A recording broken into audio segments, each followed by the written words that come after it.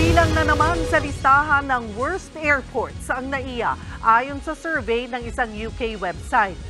Sa kabila nito, umaasa ang Department of Transportation na gaganda na ang NAIA dahil sa privatization ng operasyon nito. Nasa frontline ng balitang yan, si Gerard de la Peña.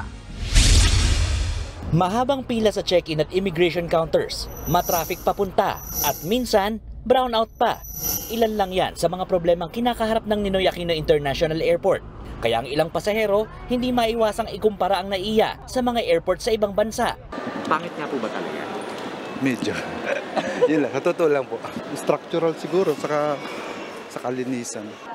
Hanggang ngayon, kasama pa rin ng NAIA sa listahan ng worst airports. Sa survey na isinagawa ng UK-based website na Business Financing, hininga nila ng review ang business passengers o yung mga negosyo ang pakay sa pagbiyahe tungkol sa iba't ibang airport sa Asia. Ang binoto na best airport ng business travelers ay ang Noi Bai International Airport sa Vietnam. Sinundan niya ng Changi International Airport sa Singapore, habang third best airport ang Hong Kong International Airport. Sa listahan naman ng worst airports, nangunguna ang Kuwait International Airport at pang-apat sa worst airports in Asia, ang NAIA. Aminado naman ng Department of Transportation na maraming dapat baguhin sa NAIA. Ang mga problemang ito ang layong solusyonan ng privatization ng operasyon ng NAIA. Matatanda ang consortium ng San Miguel Corporation ang napiling mag-ayos at mag-operate ng NAIA. This airport is designed to handle 35 million passengers and we have almost 50 million. No? So, ano gagawin natin? We will implement the privatization, we will modernize, no? And if we increase the capacity to 60 million, mag-i-improve yung travel experience sa mga pasahero. Sang-ayon naman ng mga airline sa pagpasok ng SMC Sapin Company sa operasyon ng NAIA para mapaganda ang experience sa mga pasahero sa naturang paliparan.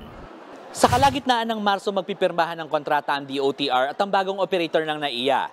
At bago matapos ang taong 2024, mararamdaman na raw ng mga pasahero ang mga pagbabago rito.